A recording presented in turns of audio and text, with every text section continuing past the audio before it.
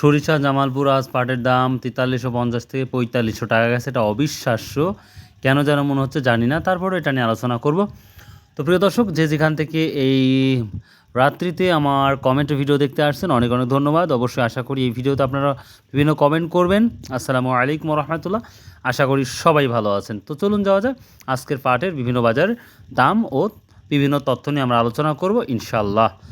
এবং আরেকটা কথা বলি, আমরা কৃষক ভাইয়েরা যথেষ্ট পরিমাণ দাম পাচ্ছে, খুবই ভালো লাগতেছে।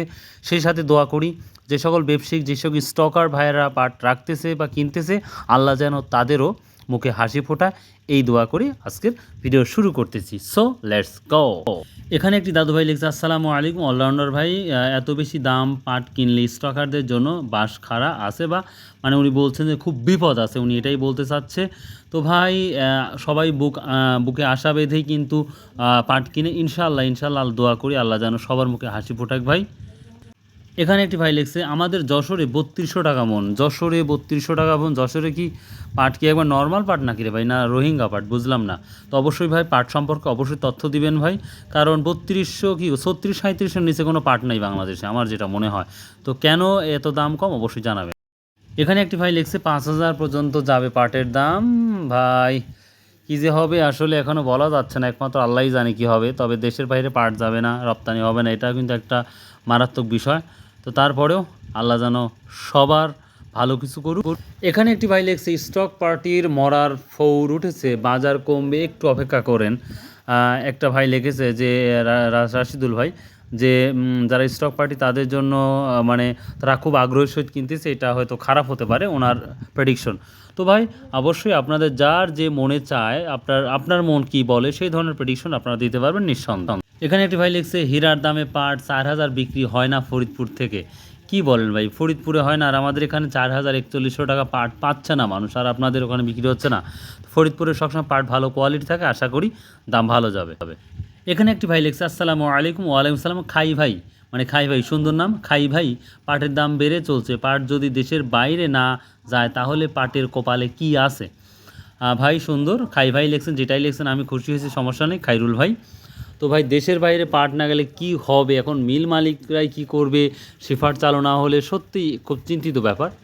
তবে আল্লাহ ভালো কিছু করবে হয়তোবা, জাস্ট এই দেখা যাক। একটা ভাই লিখছে, সকাল সকাল ভালো একটি নিউজ দেওয়ার জন্য আপনাকে অনেক অনেক ধন্যবাদ খাইরুল ভাই। আপনাকে অনেক অনেক ধন্যবাদ ভাই। আর যারা স্টক করতেছে তারা তো ভাই সবসময় ভালো আশাই গুনগুনতেছে।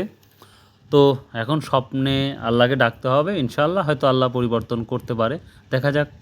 এবার বাংলাদেশের নিউজ নিয়ে ইন্ডিয়ার তো নিউজ নিতে হবে। তো আজকে ইন্ডিয়াতে পাটের ১২,০০০ থেকে ১৩,০০০ কুইন্টাল পাইকারি রেট গেছে ইন্ডিয়াতে। তবে বরাবরই বলে থাকি ১০০ কেজির দাম কিন্তু ১৩,০০০ বা ১৪,০০০, মানে ১০০ কেজিকে বলা হয় ১ কুইন্টাল।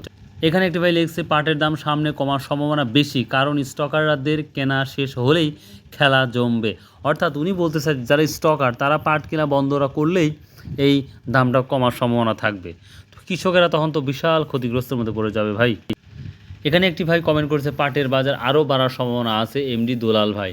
দেখা যাক আল্লাহ কি করে দাদু ভাই। সর্বশেষ যে আলোচনা করব, আমাদের কুষ্টিয়া দৌলতপুর থানাতে ৩২-এর অতিরিক্ত ৩৩00 চলছে, কারণ এখানকার পাট হলো কালো বা শ্যামলা, তাই দামটা কম।